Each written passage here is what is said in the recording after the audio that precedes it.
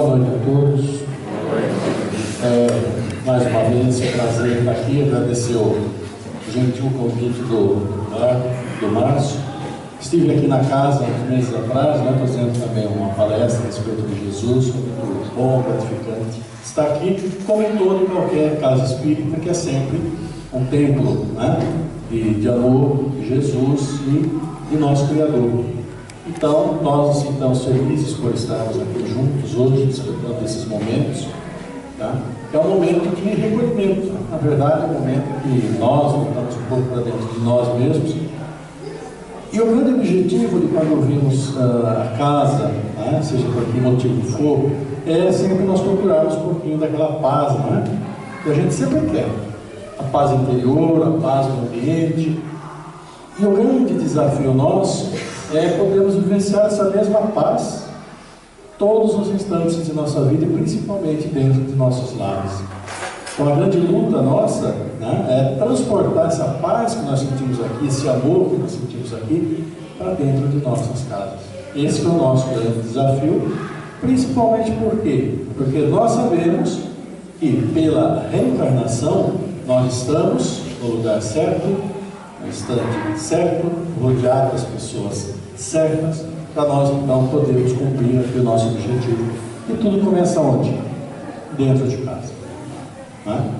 Porque nós reencarnamos com objetivos de progresso, de melhora nossa e daqueles que estão conosco. Quando nós falamos nós, daqueles que estão conosco, vamos sempre lembrar do pensamento dos espíritos, que estão habitando os nossos corpos aqui, não vamos esquecer disso. Eu queria então falar para vocês um pouquinho a respeito de reencarnação, a respeito de ressurreição. Então sempre tem essas duas palavras, ressurreição, que é muito usado, é usado na Igreja Católica, a reencarnação, é mais usado agora na questão do Espiritismo. Mas a ressurreição ou a reencarnação, como nós a conhecemos, com a pluralidade das existências, no princípio era aceito pelos judeus. Na época de Cristo era aceito pelos judeus. Então nós vamos começar aqui. Nós temos um pedaço.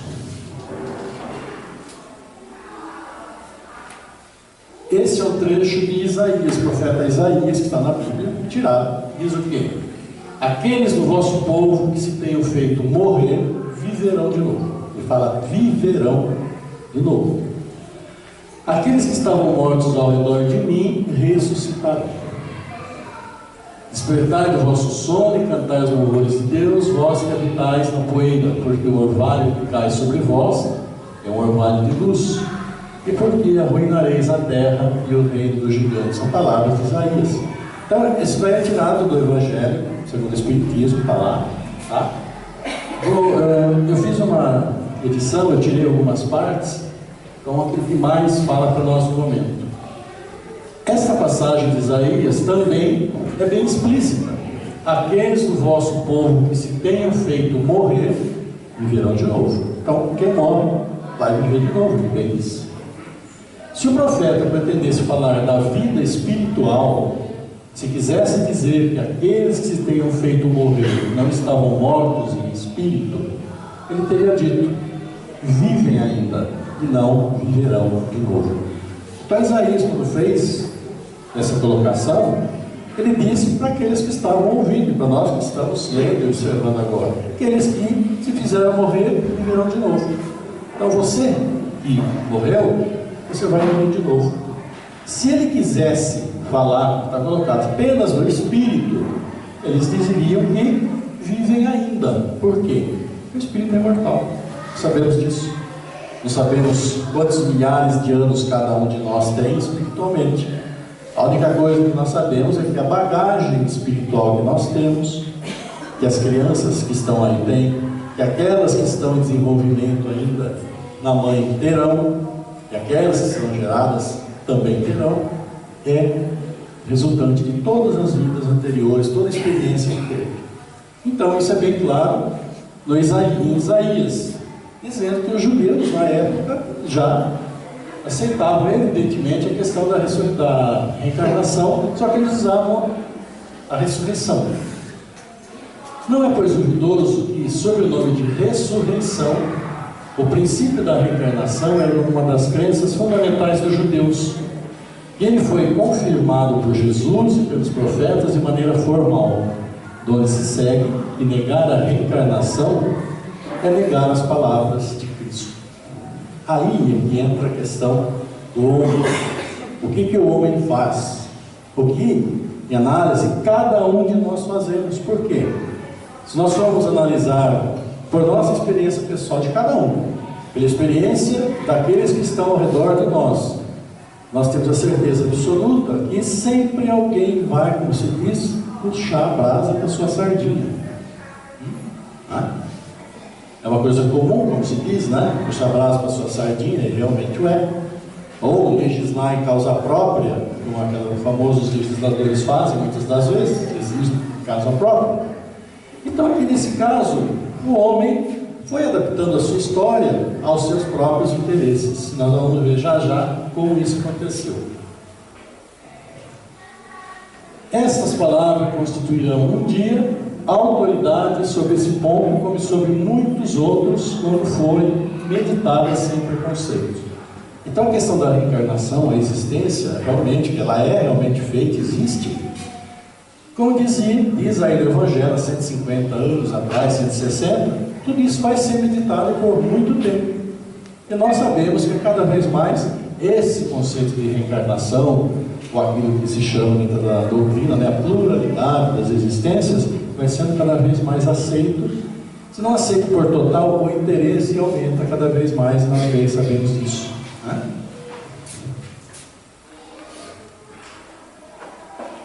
Sem o princípio da pré-existência da alma e da pluralidade das existências, a maior parte das máximas do Evangelho são ininteligíveis.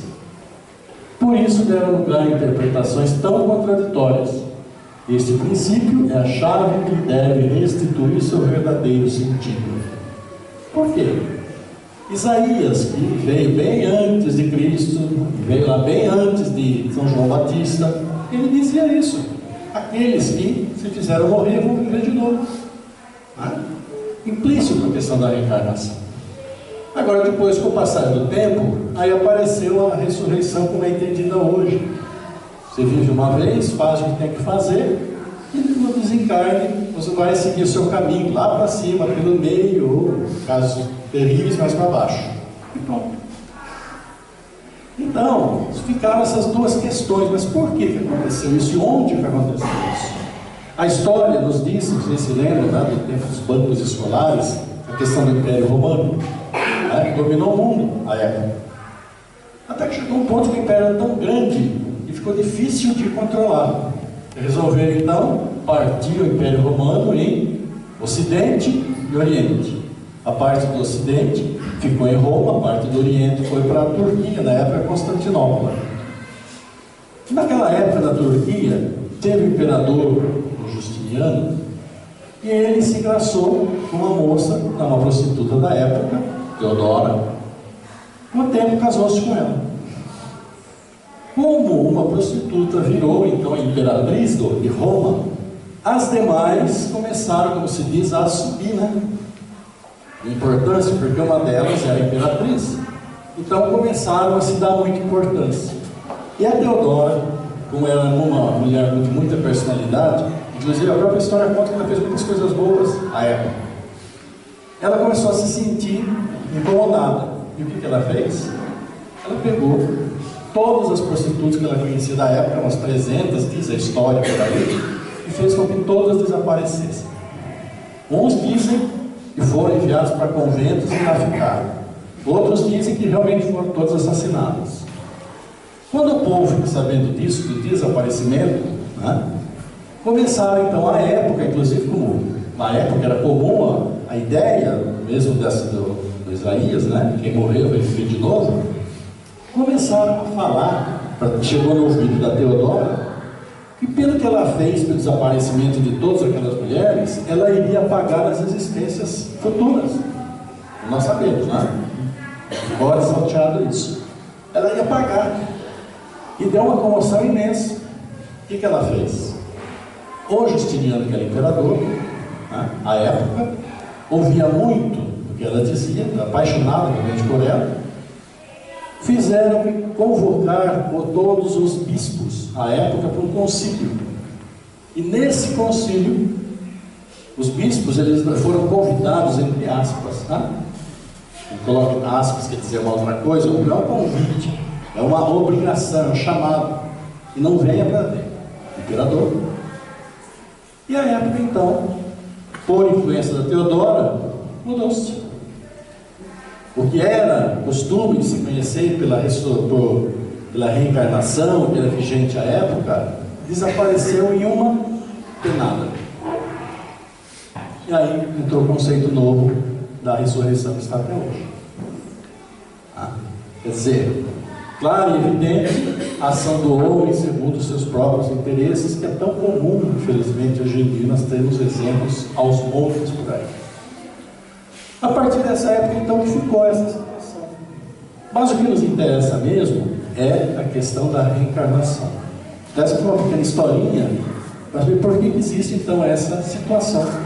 E é evidente, virou dogma da igreja, né? Aqueles princípios que se sedimentam à igreja católica, como vários outros, e continua e persiste e é defendido, não só pela igreja católica, como os demais protestantes que existem até hoje, evangélicos, né? E todos derivados da antiga igreja, que trazem os mesmos princípios. Então, no caso que nos interessa, que é realmente o caso da reencarnação, nós vamos nos basear e trazer algumas informações para vocês por um outro aspecto. Nós sabemos da importância da reencarnação. Nós sabemos que pela reencarnação, nós, dependendo da própria evolução do espírito, de como ele vai escolher as provas, ou vai para auxiliar alguém, ou para expurgar seus próprios débitos. Então há uma infinidade de situações que vão identificar uma reencarnação. Tá? Os motivos são os mais diversos possíveis, mas o fato é que reencarna.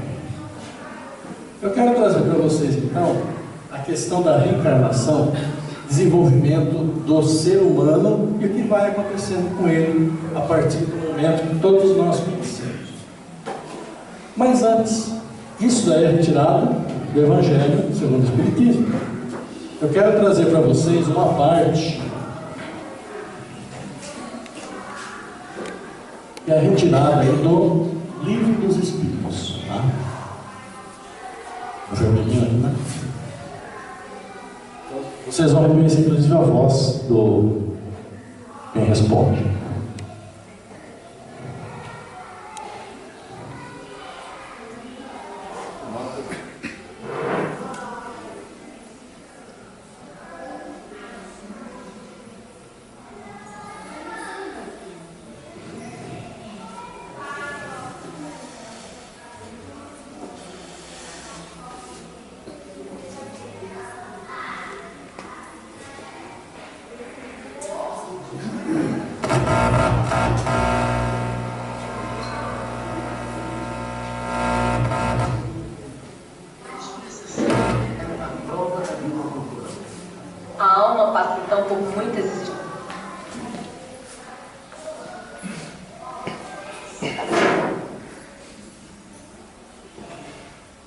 Capítulo 4 da pluralidade das existências.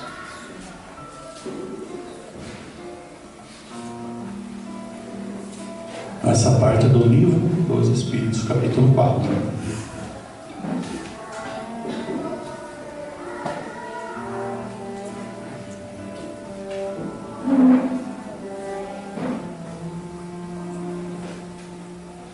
A reencarnação.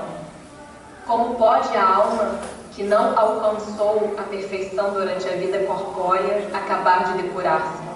Sofrendo a prova de uma nova existência. Como realiza essa nova existência? Será pela sua transformação como espírito? Depurando-se, a alma indubitavelmente experimenta uma transformação. Mas para isso necessária lhe é a prova da vida corporal. A alma passa então por muitas existências corporais?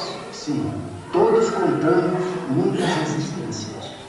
Os que dizem o contrário pretendem mantê-los na ignorância em que eles próprios se encontram. Esse é o desejo deles. Parece resultar desse princípio que a alma, depois de haver deixado um corpo, toma outro, ou então que reencarna em novo corpo. É assim que se deve entender? Evidentemente. Qual o fim objetivado com a reencarnação? Expiação. Melhoramento progressivo da humanidade. Sem isto, onde a justiça? É limitado o número das existências corporais ou o espírito reencarna perpetuamente? A cada nova existência, o espírito dá um passo para diante na senda do progresso. Desde que se ache limpo de todas as impurezas, não tem mais necessidade das provas da vida corporal. É invariável o número das encarnações para todos os espíritos? Não. Aquele que caminha depressa a muitas provas se poupa. Todavia, as encarnações sucessivas são sempre muito numerosas, porquanto o progresso é quase infinito. O que fica sendo o espírito depois da sua última encarnação? Espírito bem-aventurado, puro espírito.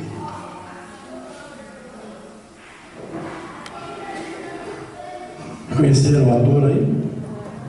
Carlos Vereza, né?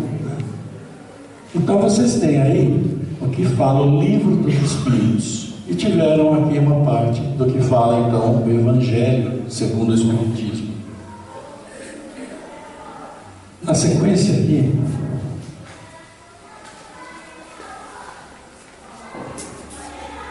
então nós temos aí a imagem de uma criança, tá? E que diz aí, o André Luiz nos diz, então ele tem uma literatura muito rica, extremamente importante para todos nós, que a reencarnação é o meio, a educação divina é o fim. Então, nós vamos educar para chegarmos à divindade, como Jesus disse, que nós somos deuses, né? É só a gente precisa mais acreditar um pouquinho nisso, trabalhar nisso.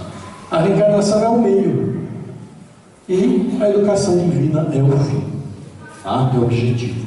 Então, temos necessidade da luta que corrige.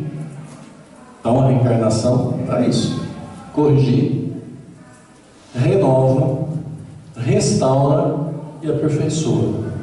Tá? Então, nossas atividades no dia a dia devem focar para atingir esse objetivo aí: correção, né, dos nossos erros, renovação de nossos princípios de atuação, tá? A restauração do princípio divino que temos em nós, visando exatamente esse aperfeiçoamento. Então é o que coloca o André Luiz para todos nós a respeito da reencarnação. E agora algo que todos nós conhecemos. Tá?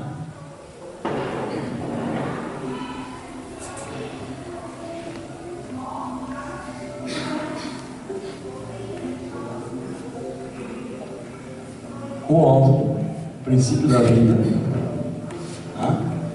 Saindo então da trompa, caminhando agora pela trompa, e na trompa que vai ocorrer a fecundação. Então, os espermatozoides todos vão se chegando ao óvulo, eles vão tentando entrar, e todos aqueles que tentam, apenas um vai conseguir entrar. Penetra o óvulo, perde a sua cauda, porque o que interessa no caso é o núcleo, e o núcleo do espermatozoide vai unir-se ao núcleo do óvulo, formando aí a célula completa e a origem da nossa vida. Aí começa a multiplicação dessa célula, para duas células, 4 células, centenas de células, parecendo uma pequena amora, e assim aglomerado de células continua a sua caminhada, né, pela trompa até chegar ao útero. E no útero o que vai acontecer? Ele vai se implantar, o que a gente chama de nidação, o ninho. Tá? Aí ele vai se aprofundar e vai ressurgir, então ligado ao útero, dando aí o início de uma nova vida. E aí começa a reencarnação. Tá? Então esse é o princípio. Então às vezes podem perguntar, mas e se entra mais de um espermatozoide e nasce gêmeos? Não. Se entrar mais de um espermatozoide, aquele que entrou, né, sem ter autorização, ele vai ser absorvido pela célula, destruído, e a célula vai ser alimentada utilizasse os componentes. Gostaram?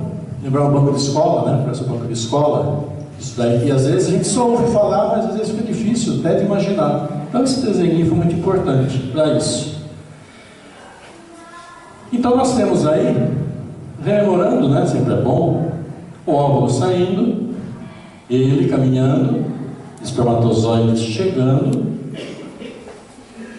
a luta para entrar no óvulo, entrou, unindo o seu núcleo, quer dizer, o masculino e o feminino, formação do pai e da mãe, e resultam nas belezas que nós somos hoje, né? As maravilhas que nós somos hoje, na luta que nós temos para sermos maravilhosos, né? E aí nós temos a união do núcleo, da união do núcleo, uma célula completa começa a se dividir em duas, né? Duas células, e aí então 4, 8, 16, 32, 64 e aí vai, né? Sempre aumentando. E aí forma então esse aglomerado de células, que é o princípio, né, da vida, vai se ligar ao útero. E aí nós temos o quê? Um quadro do que é resultante disso. Os embriões, né, que é a primeira formação que nós temos no nosso organismo, nós temos uma comparação. Então a primeira linha aqui, que não vai dar para ver muito, né? É o pescoço todo. A primeira linha do tubarão, salamandra, lagarto, gambá, macaco e homem. Tá? Então a partir do momento que o óvulo se une, aqui é o espermatozoide, que são os óvulos, eles vão passando por diversas fases de transformação. Então vocês vejam que os embriões acabam sendo muito semelhantes. Porque para todos os animais ocorre a evolução também, né? A diferenciação das espécies. Então, como diz a própria evolução, um ancestral único deu origem a todos os animais e vegetais.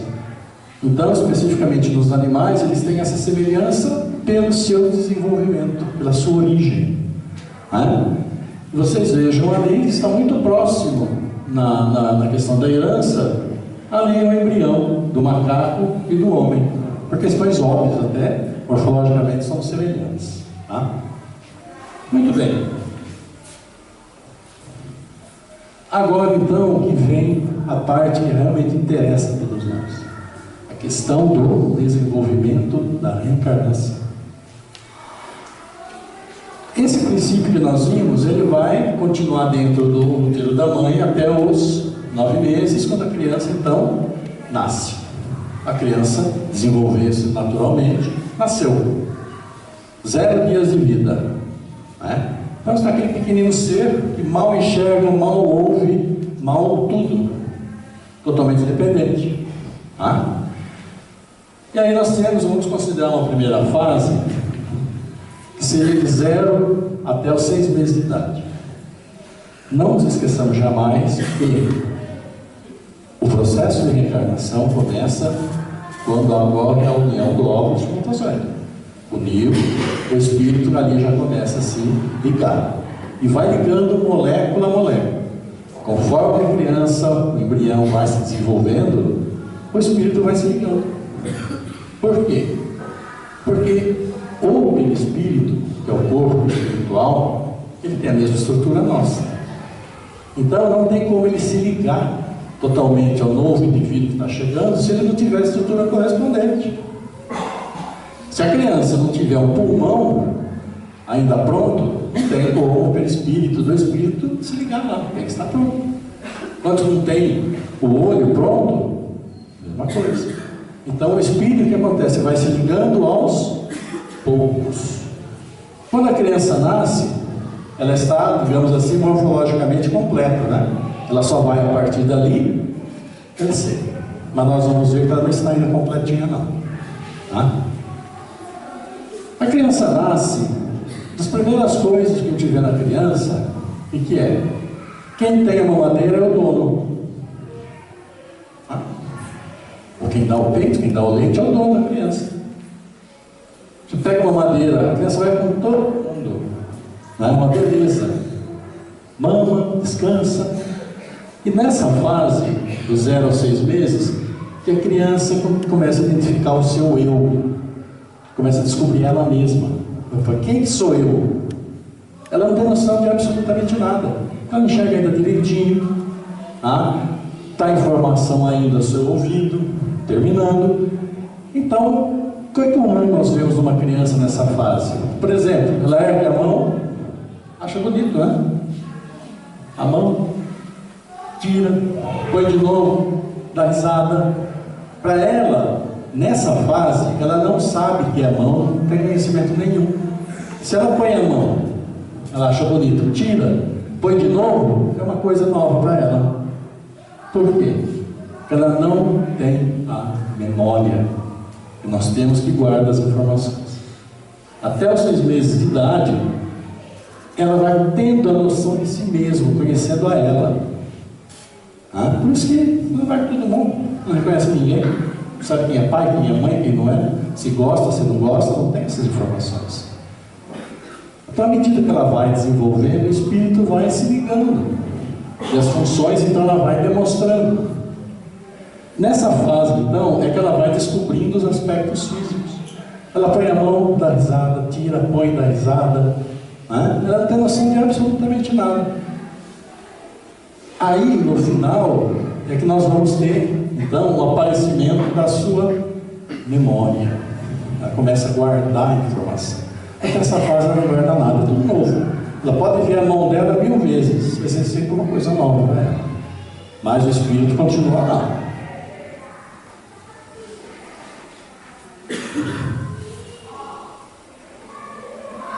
Seis meses até os 3, 4 anos de idade. O que acontece com essa criança? Ela já começa a reconhecer o outro. Então ela sabe que ela é ela, reconhece já, né? A mão, isso aqui é meu, eu tiro, ponho e vejo a hora que eu quero, é meu. Agora começa a reconhecer o outro. E quem são esse outro que ela fala? É aquele que aparece sempre, está sempre com ela. Pais, irmãos. E alguém que aparece de vez em quando, visita, então ela não tem uma identificação tão grande. E outros, então, de vez em quando só que aparece. Então ela tem essa conotação, ela vai identificando por frequência, ainda não consegue reconhecer. Ela vai desenvolvendo isso que nós temos hoje, que a gente chama de memória de longo prazo. E quando tem Alzheimer fica complicado, né? Essa memória de longo prazo aí, ela vai se formando então já a partir dos 6 meses. Ela começa a guardar as coisas. Gente, por isso que é muito cuidado com criança que se fala com criança. Porque deixa a criança ver. Porque deixa a criança para um lugar, para o outro, solto. Que ela vai se identificando aos poucos. Nós vamos ver umas historinhas aí complicadas. Nessa começar a estabilizar a memória, ela vai então armazenando informações. Então é um processo que a criança vai tendo. Então o espírito vai se ligando aos poucos nos órgãos e estruturas que vão se formando, e aí então ele vai começando a manifestar aos poucos a sua própria característica.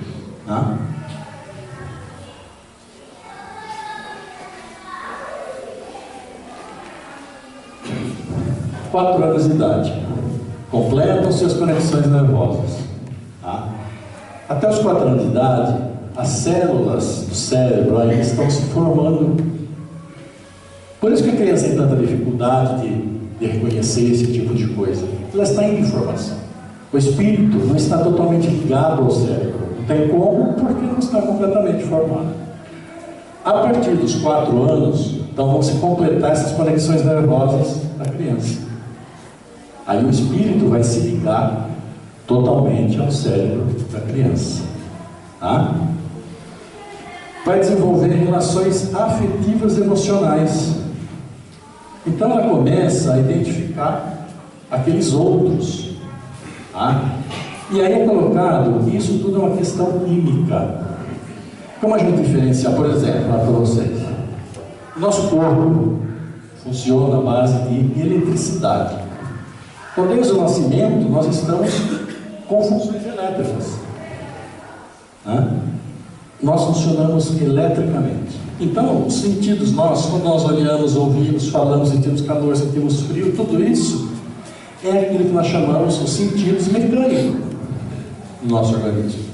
Então, tudo isso é uma manifestação elétrica. A partir desses 4 anos, quando se formam, tudo é formado, as células estão prontas, elas começam, as células nervosas começam a se conectar umas às outras. Por isso que a partir dos 4 anos, o desenvolvimento da criança dá um salto muito grande. Né? E aí, nas conexões nervosas, aparece uma substância que faz essa ligação. E aí ela começa a desenvolver emoções. Por isso que a partir dos 4 anos, muitas vezes a criança dá aquele salto. Mas ela não era assim, por que ela está assim? O que aconteceu com ela? Então ela começa a reconhecer aqueles que estão sempre perto. Né? Ele identifica e dá importância a elas emocionalmente. Porque antes ela só sabia que estava perto, estava sempre ali. Agora ela começa a dar importância emocional. Aqueles que estavam sempre perto, aqueles que aparecem de vez em quando, e os outros então não dá importância nenhuma. Tá? Então, isso tudo é extremamente importante em um aspecto. André Luiz tem uma passagem interessante. Quando ele chegou no plano espiritual, ele começou a visitar. Né? Chega uma situação que ele vê crianças indo para a escola no plano espiritual. Ele estranhou, né? No plano espiritual, crianças. Aí então houve a explicação. O espírito ele vai se ligando ao organismo, desenvolvimento. Até chegar aos 4 anos, quando ainda não estão prontas todas as células nervosas, nas conexões nervosas, o espírito não está completamente ligado, não está funcional. Ainda há partes dele, vamos dizer assim, no éter, né? Querendo se ligar. Vai ter que esperar a biologia. Quando então ele se liga a partir dos 4 anos, ele está aí integrado ao novo corpo da criança, como começam a aparecer as emoções. A explicação é a seguinte: até os 4 anos, como o espírito não está ligado ainda totalmente às células nervosas, ele tem essa parte cerebral dele livre, como espírito, não ainda conectado à criança totalmente. Se ocorre o desencarne antes de se completar a ligação com o organismo, o espírito vai para o plano espiritual como espírito adulto. Tá?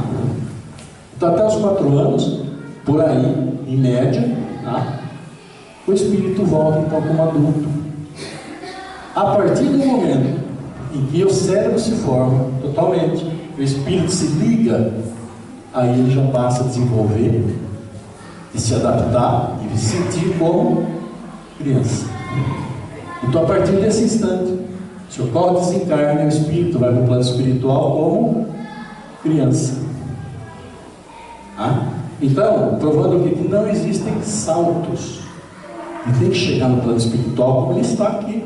E chegando lá, ele tem que ir para a escola, continuar a vida normal dele.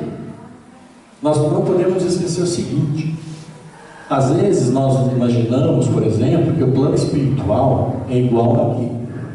Né? Que nós temos aqui, temos lá, então lá é igual aqui. Exatamente o contrário. O que nós temos aqui é o que existe lá.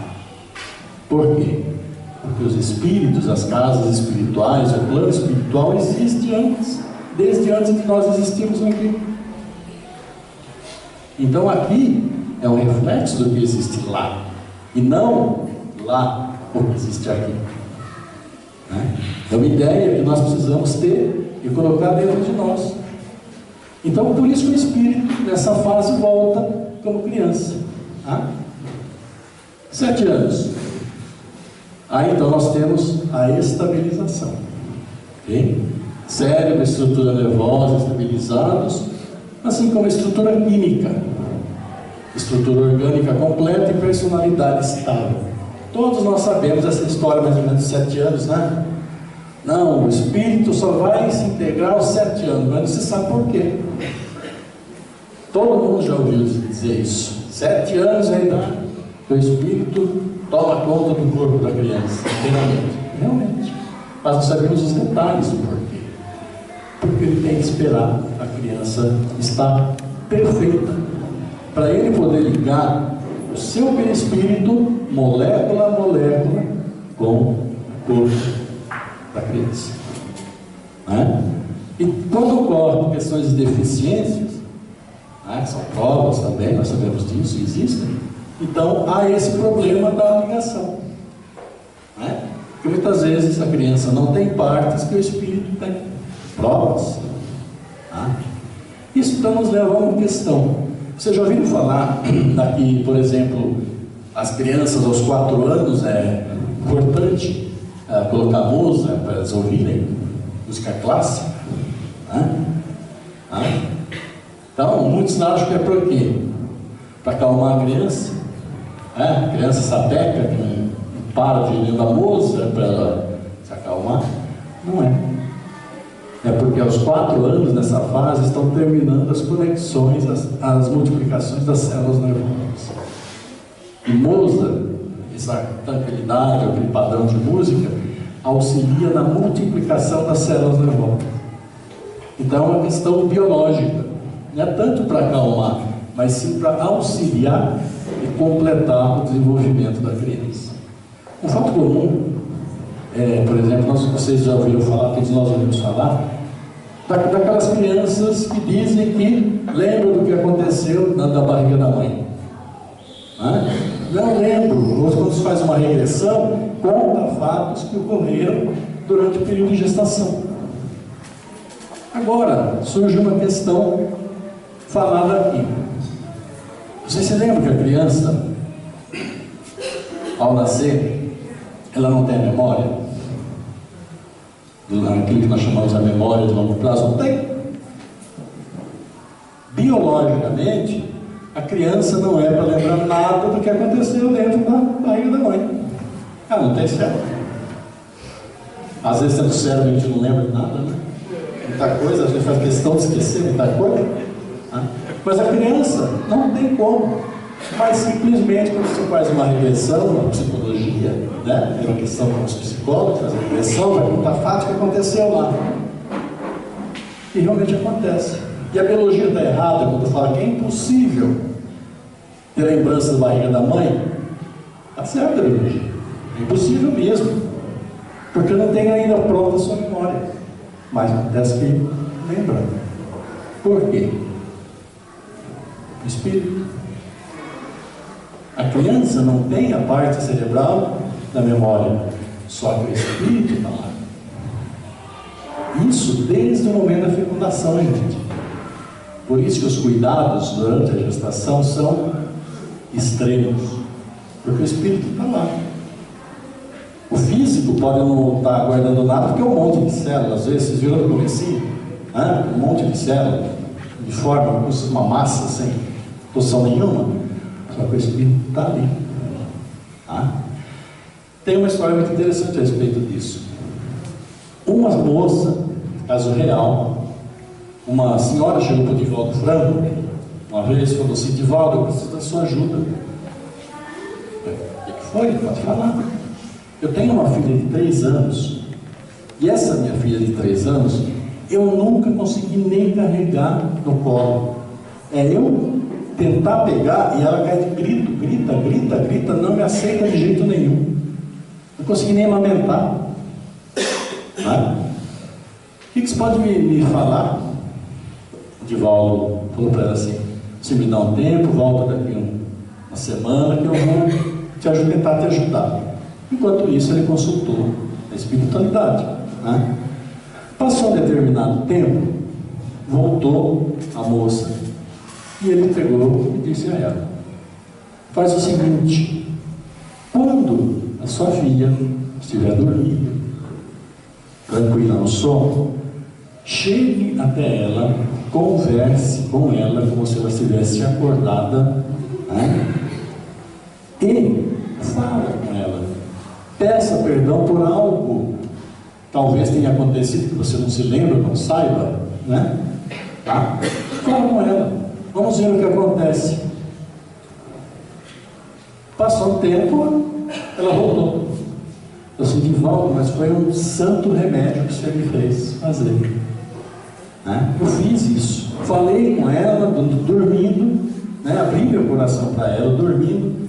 No outro dia ela acordou, chegou para mim e falou assim, mamãe, eu tive um sonho, né? Nossa, eu acordei tão feliz, pegou e foi lá e abraçou a mãe. A mãe falou assim, mas foi o primeiro abraço, a primeira questão que teve em 3 anos de vida da criança, que era sogrinha não aceitava. Né? Aí chegou e perguntou para ela, durante a sua... Ele não fez isso antes, depois do ocorrido. Durante a gestação da criança, você se lembra de ter falado alguma coisa, tal, né? Estava ela com o marido junto, inclusive. Ela falou assim, não me lembro de ter falado alguma coisa. Ela parou, pensou mais um pouquinho, pensou de novo, né? Porque às vezes essas coisas são difíceis de lembrar. Ela falou assim, teve uma coisa. Eu me lembro que quando eu fui fazer descoberta, né? Foi na médica para ver qual era o sexo da criança, ela falou assim, é uma menina. Aí eu falei, que pena. Só isso.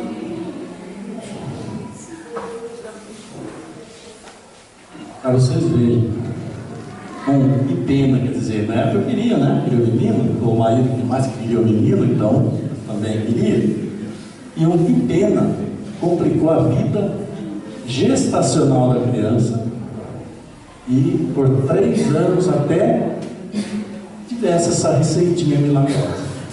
É por isso que nós falamos, e a gente sempre reitera, cuidado. Crianças, desde o momento da fecundação, sabem que está em gestação, tomar muito cuidado.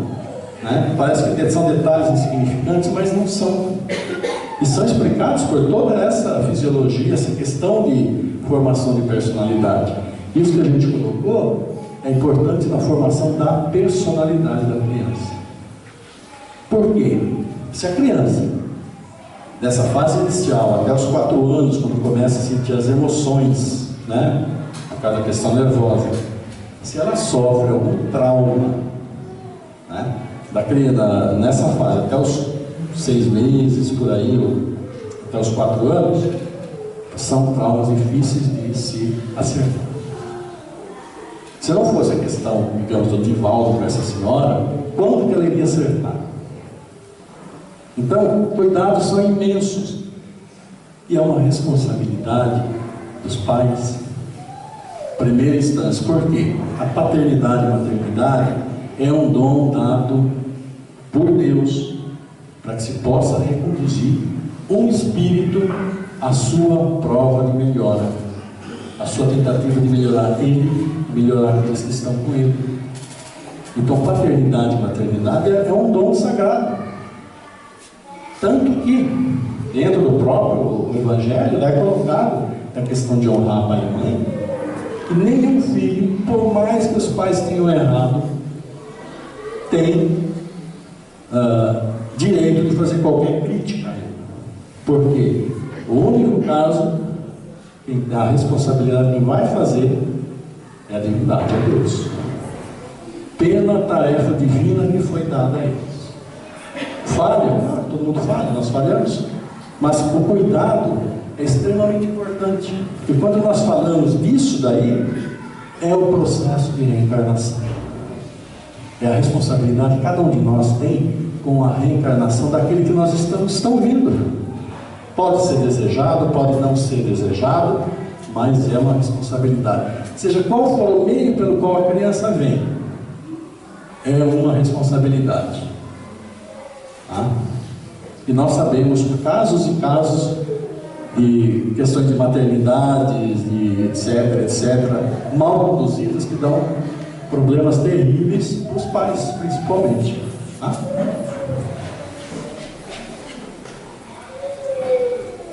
Esse é o objetivo da reencarnação. É o progresso, depurarmos o nosso espírito. Quer dizer, irmos tirando toda essa carga que nós temos de erros anteriores, todos nós temos. Por isso que nós estamos aqui. Não é? A não ser que sejamos espírito em missão, né, de auxílio, jamais esclarecido, mas todos nós temos erros terríveis para trás, estamos todos juntos aqui nesse momento, nesse instante, compartilhando o mesmo ambiente e procurando ter informações para procurarmos realmente melhorar. Porque a evolução é o nosso fim. Não se esqueça lá do que foi colocado antes. E nós temos então aqui nesse livro Missionários da Luz, de André Luiz, no capítulo 13, ele nos fala o seguinte. Se eu vou ler rapidamente, tá? Que são as 4 ou 5 telas, que são importantes. Os processos de reencarnação, tanto quanto os da morte física, diferem ao infinito, não existindo, segundo cremos, 2 absolutamente iguais. Para que possa ocorrer a reencarnação, o perispírito do espírito, ele tem que ir se reduzindo até que ele tenha a condição de se ligar, e ter o tamanho suficiente para se ligar e começar a se ligar ao ovo, né? Depois da fecundação. Então é um processo de redução e que dá um trabalho imenso para a equipe espiritual fazer isso. Porque muitas das vezes o espírito quer vir, mas não quer vir, na hora de uma hora arrepende, está tudo empenhado, ele vai, não vou. Enquanto que os espíritos mais evoluídos não precisam que ninguém ajude. Fazem a redução sozinho, todo esse processo. As facilidades e obstáculos estão subordinados a fatores numerosos, muitas vezes relativos ao estado consciencial dos próprios interessados no regresso à crosta ou na libertação dos veículos carnais. Há companheiros de grande elevação que, ao voltarem à esfera mais densa, em apostolado de serviço e iluminação, quase dispensam o nosso concurso. Então ele está falando da equipe espiritual que trabalha no processo de reencarnação. E é o que ele diz. São aqueles de grande elevação que quase nem precisam que ninguém os ajude para ver a reencarnação.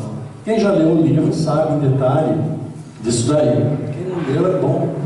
Então dá informações preciosas para todos nós.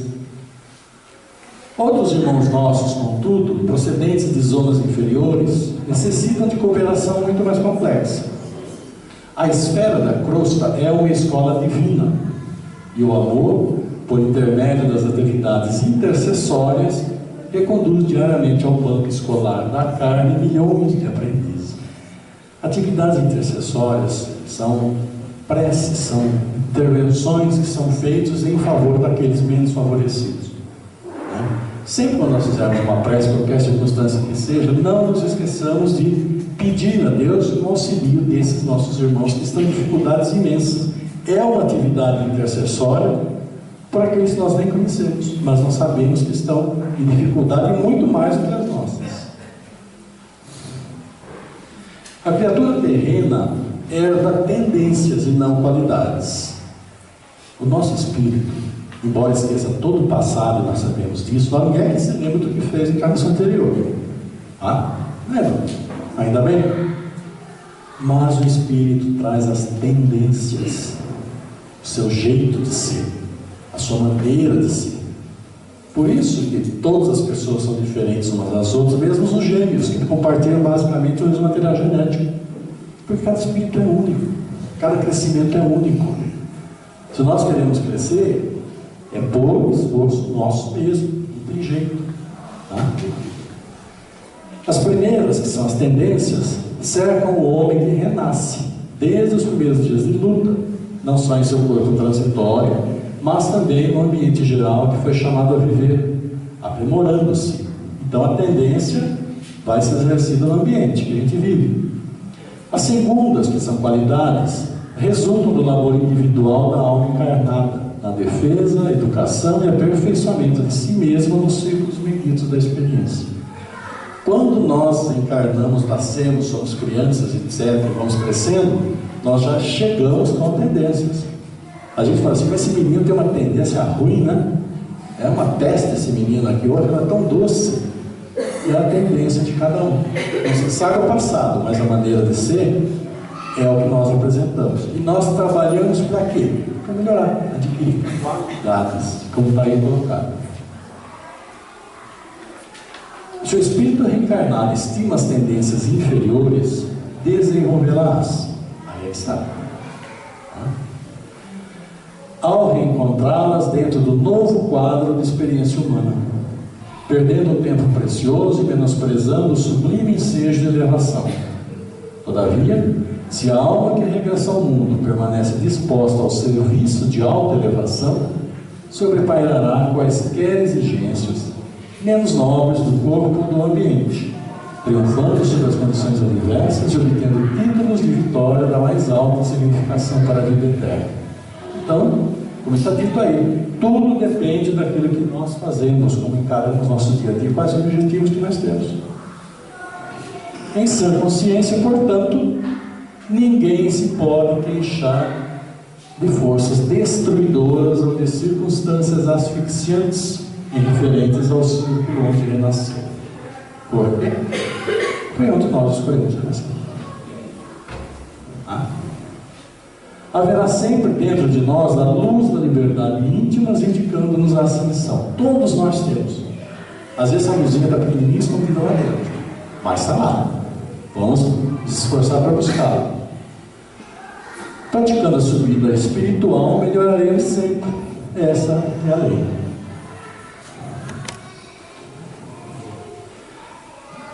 Ao renascermos na crosta do mundo, recebemos como corpo, esse corpo que nós temos, uma herança sagrada, cujos valores precisamos preservar aperfeiçoando.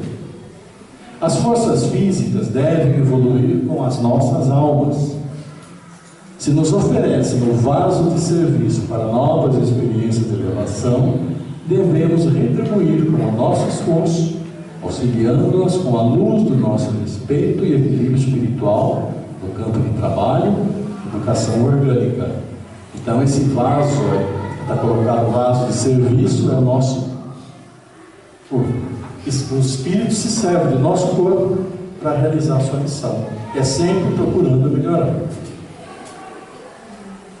E o homem do futuro compreenderá que suas células não representam apenas segmentos de carne, mas companheiras de evolução. Credoras de seu reconhecimento e auxílio efetivo. Sem esse entendimento de harmonia no espírito orgânico, é inútil procurar a paz, o respeito ao corpo. Fundamental. Como nós vamos conseguir evoluir se nós não respeitamos nem o nosso corpo? Então é como diz, células não representam apenas segmentos de carne, pedaços de carne, mas é uma companheira da evolução. É ela que faz com que nós possamos evoluir.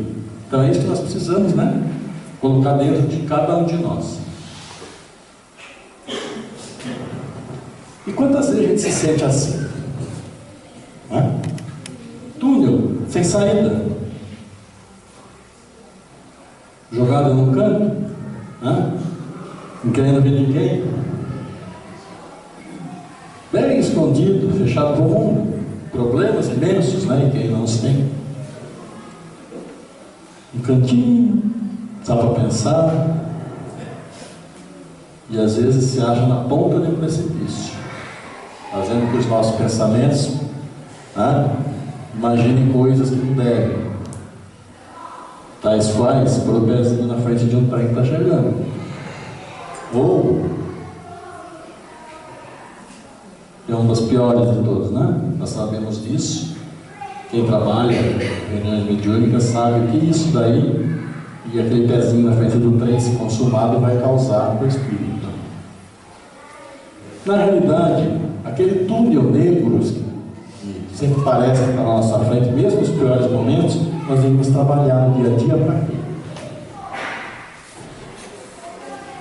Para transformar esse túnel escuro num túnel de luz. Essa luz que tem que sair de dentro de nós, cada um de nós tem que procurar essa luz interior com a sua fé, com a sua esperança, dentro daquilo que a própria doutrina nos coloca. Caridade, que reúne todos os bons sentimentos. Fé, acreditando naquilo que realmente a doutrina nos coloca. E a esperança, trabalho diário para conseguir chegar no objetivo. Santo Agostinho, vejam o que ele nos diz a respeito de reencarnação. Santo Agostinho, santo da Igreja Católica, né? Os anos 200 e pouco da era cristã. Como desencarnados, quando pairáveis no espaço, escolhestes as vossas provas, julgando-vos bastante forte para suportar. Por que agora murmurar? Vós que pedistes a riqueza e a glória, queríeis sustentar luta com a tentação de vencê-la.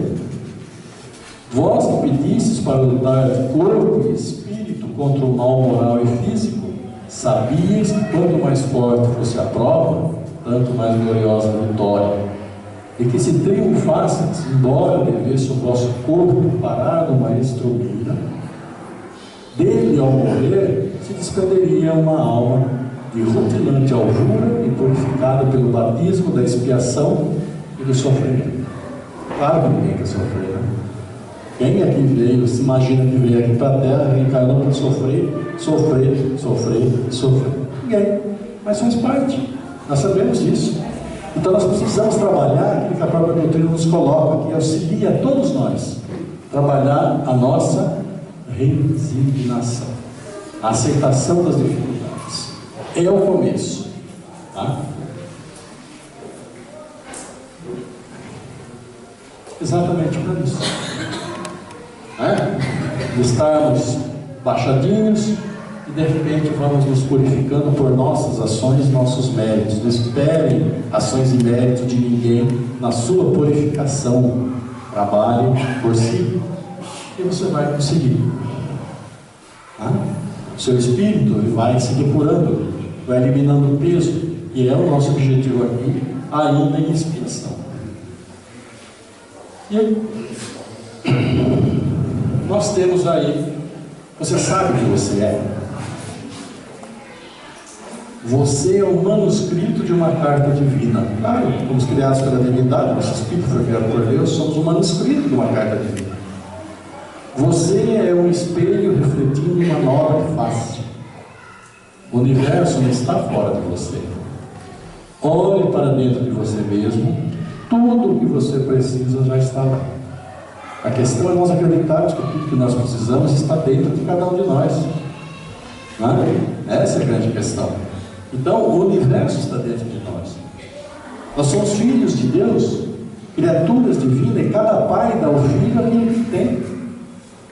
Na humanidade, assim, metade, nós acabamos de ver metade da mãe, metade do pai, e nós aqui, cada um de nós, e crianças lá em cima e crianças que virão, né? Então é como disse, a divindade está dentro de cada um de nós, vamos acreditar.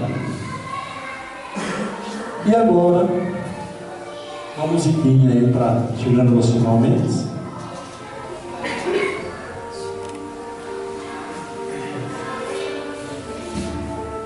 Sobre o tema.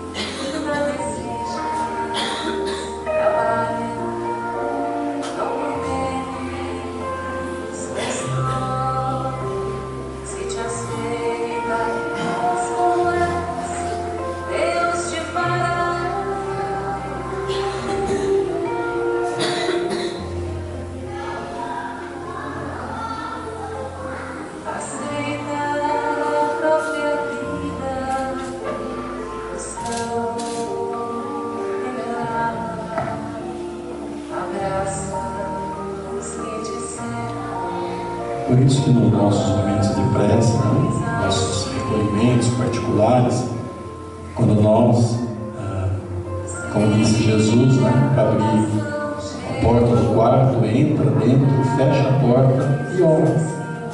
É nesse momento que nós temos realmente que pedir a força para Deus, como diz a própria música, né? Força, compreensão, resignação para as nossas dores, força para seguir em frente.